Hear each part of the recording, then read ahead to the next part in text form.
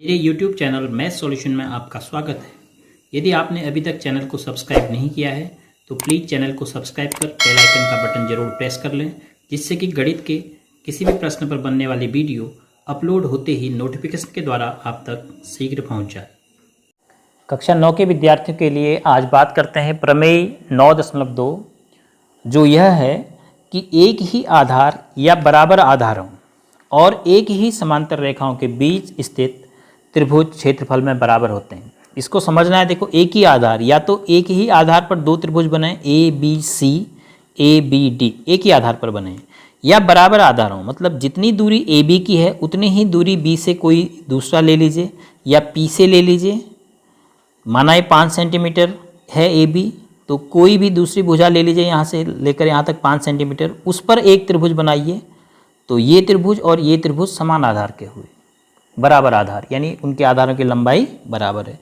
तो ऐसे त्रिभुज जितने भी बनेंगे एक ही समांतर रेखाओं के बीच, उनके क्षेत्रफल बराबर होंगे, यह हमें सिद्ध करना है। तो हमें क्या दिया है? एक ही समांतर रेखा, तो हमें एम जो रेखा है वो एल के एन के समांतर दी हुई है,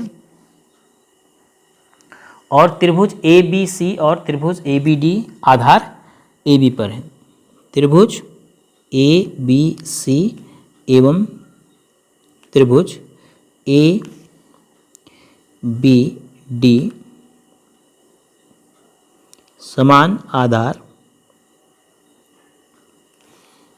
ए बी पर है।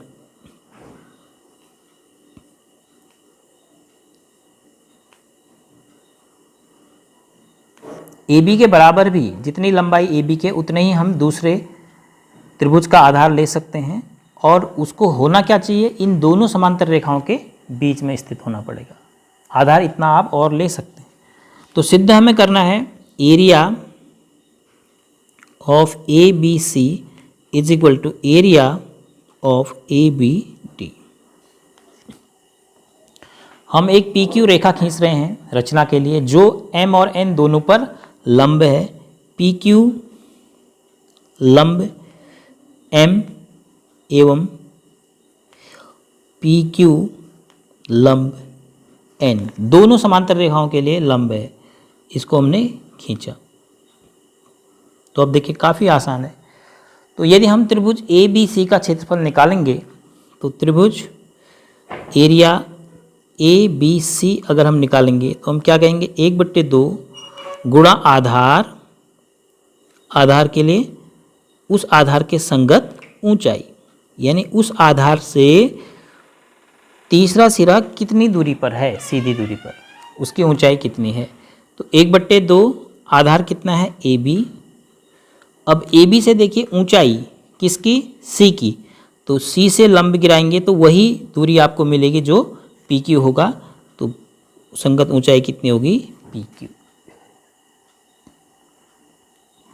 अब area of A B D भी आप निकालेंगे, तब भी आप 1/2 आधार करेंगे आधार के लिए, फिर ए बी लिखना पड़ेगा, और ऊंचाई के लिए, क्योंकि ए बी से डी की ऊंचाई भी वही होगी पी क्यू। क्यों? क्योंकि एम और एन क्या हैं? समांतर रेखाएं हैं, और डी बिंदु एम रेखा पर है और ए बी आधार आपका एन रेखा पर है। तो अब आप दोनों को देख सकते हैं कि आपको क्षेत्रफल ए बी सी और क्षेत्रफल ए बी डी क्या प्राप्त हुआ है। तो इस प्रकार जो दो परिणाम प्राप्त हुए, area of A B C और area of A B D, दाएं पक्ष को आप देख रहे हैं 1/2 ए बी गुणा P Q, area of A B C भी इतना ही प्राप्त हुआ है, और area of A B D भी 1/2 ए बी गुणा पी क्यू। तो हम क्या कर सकते हैं? 1 एवं 2 से आप लिख सकते हैं area of A B C is equal to area of A B D. तो एक कैसे ट्राइंगल थे? दोनों समान आधार और एक ही समांतर रेखाओं के बीच। अब आप सोच सकते हैं कितने भी आप त्रिभुज बना दीजिए ए बी के बराबर आधार पर, इन दो समांतर रेखाओं के बीच में उनका क्षेत्रफल बराबर ही आएगा, क्योंकि सूत्र तो वही लगना है 1/2 आधार गुणा ऊंचाई, और दो समांतर रेखाओं के बीच में स्थित हैं। तो इसका मतलब है कि उन सभी त्रिभुजों की ऊंचाई बराबर होगी। तो ए बी का मान अगर 5 सेंटीमीटर लिया है आपने, तो 5 सेंटीमीटर आधार का कोई भी आप त्रिभुज बनाइए एन रेखा पर, और जिसका तीसरा सिरा एम को टच करेगा, तो उसका भी क्षेत्रफल क्या आएगा, 1/2, आधार की जगह 5 और गुणा ऊंचाई फिक्स है क्योंकि एक ही समांतर रेखाओं के बीच में।